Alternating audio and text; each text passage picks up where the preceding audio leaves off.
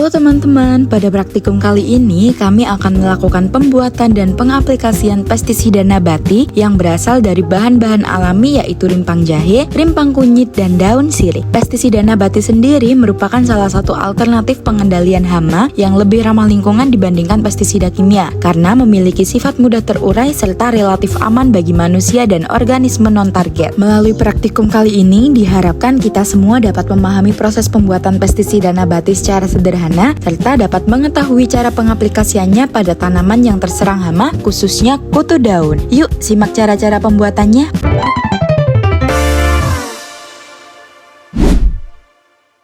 Langkah pertama dalam praktikum ini adalah menggunakan alat pelindung diri seperti jas laboratorium, sarung tangan, dan masker untuk menjaga keselamatan selama praktikum serta mencegah kontaminasi bahan. Selanjutnya, seluruh alat dan bahan yang dibutuhkan disiapkan terlebih dahulu, yaitu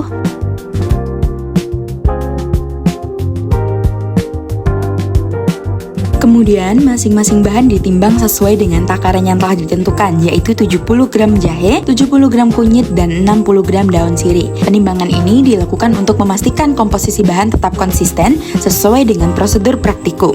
Selanjutnya, masing-masing bahan dicuci menggunakan air mengalir hingga bersih. Proses ini penting untuk menghilangkan kotoran, debu, hingga mikroorganisme yang menempel pada permukaan bahan agar tidak mempengaruhi hasil ekstraksi. Kemudian, bahan dimasukkan ke dalam blender dan ditambahkan air sebanyak 1000 ml sebagai pelarut untuk membantu proses penghalusan sekaligus mengekstrasi senyawa aktif dari bahan alami tersebut. Proses penghalusan menggunakan blender dilakukan hingga semua bahan benar-benar halus dan tercampur secara merata, sehingga senyawa aktif seperti minyak atsiri, flavonoid, dan fenol dapat keluar dari jaringan tanaman. Setelah proses penghalusan selesai, hasil campuran kemudian dituangkan ke dalam toples sebagai wadah ekstrasi. Kemudian toples ditutup rapat untuk mencegah masuknya udara atau kontaminasi dari luar dan diberi label yang berisi informasi bahan, tanggal pembuatan, dan waktu penyimpanan. Setelah larutan didiamkan 1x24 jam, larutan kemudian disaring menggunakan kain kasa atau saringan untuk memisahkan ampas dari cairan. Hasil penyaringan berupa cairan inilah yang digunakan sebagai pestisida nabati. Dengan demikian, diperoleh larutan pestisida organik yang siap untuk diencerkan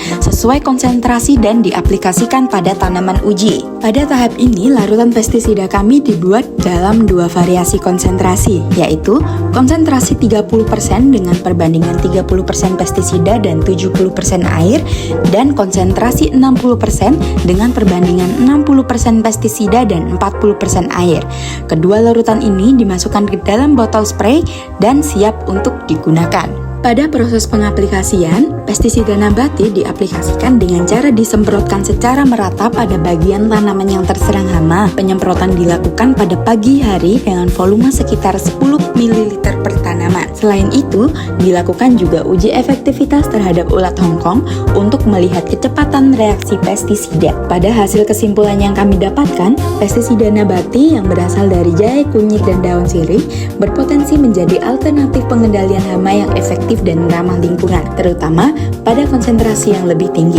Setelah selesai proses pembuatan formula pertama, selanjutnya dilakukan pembuatan formula kedua menggunakan ekstrak kulit bawang merah dan kulit bawang putih sebagai bahan utama pestisida organik.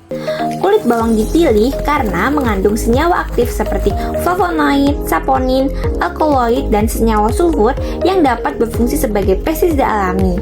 Senyawa tersebut dapat bekerja dengan mengganggu aktivitas makan, metabolisme, serta sistem pertahanan tubuh hama kutu putih.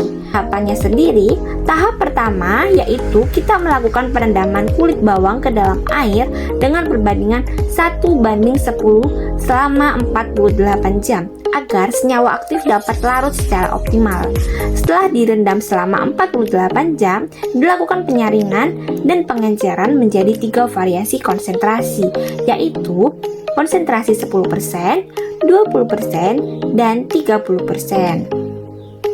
Larutan kemudian dimasukkan ke dalam botol semprot dan diaplikasikan pada tanaman jeruk pamelo.